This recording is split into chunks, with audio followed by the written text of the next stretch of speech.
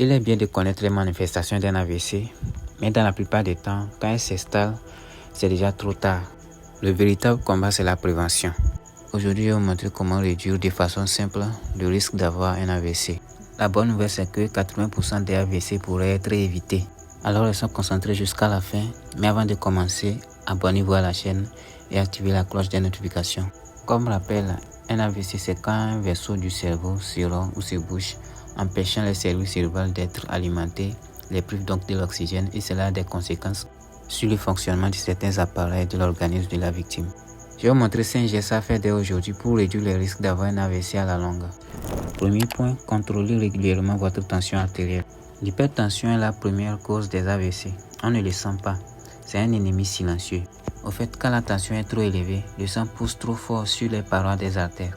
C'est tout comme les tuyaux d'arrosage soumis à une pression trop forte pendant des années. Ils finiront par s'éclater. Les parois s'épaississent, deviennent rigides et fragiles.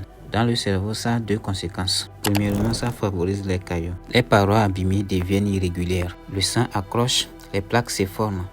Et un jour, un caillot bloque l'artère et cela donne un AVC ischémique. Secondo, l'hypertension artérielle fragilise les petits vaisseaux et à force de subir la pression, ils peuvent se rompre et cela donne un AVC hémorragique. Le plus dangereux, c'est que l'hypertension ne donne aucun symptôme. On peut vivre pendant 10 ans avec une tension trop élevée sans le savoir, jusqu'au jour où tout bascule. Dans ce cas, la solution est simple. Faites contrôler votre tension régulièrement. Si elle est trop élevée, consultez votre médecin et suivez un traitement. Une tension bien contrôlée, c'est un cerveau protégé. Deuxième point, si vous voulez vraiment réduire les risques de faire un AVC, vous devez aimer les activités physiques. Vous n'avez pas forcément besoin d'aller dans une salle de sport. 30 minutes de marche par jour, c'est déjà une prévention. Marchez, dansez, prenez les escaliers. À mon avis, le mouvement, c'est le meilleur des médicaments. Bouger, c'est pas seulement être en forme, c'est un vrai bouclier contre l'AVC.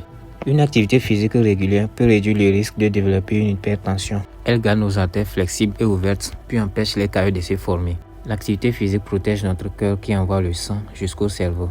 Pour ajouter, bouger réduit le stress et l'inflammation qui abîment nos vaisseaux. Essayez de vous exercer pendant au moins 30 minutes par jour, cela protège votre cerveau.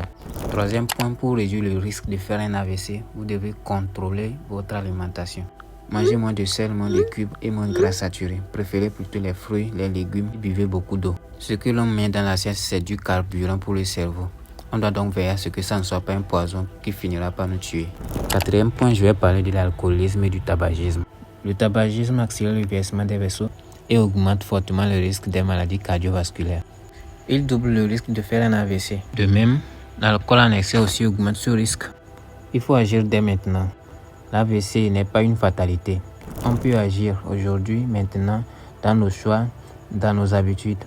Parlez-en à votre médecin, encouragez vos proches. Parce que prévenir, c'est protéger sa vie. En somme, reconnaître les signes, c'est utile. Mais la vraie victoire, c'est de faire en sorte qu'ils n'apparaissent jamais.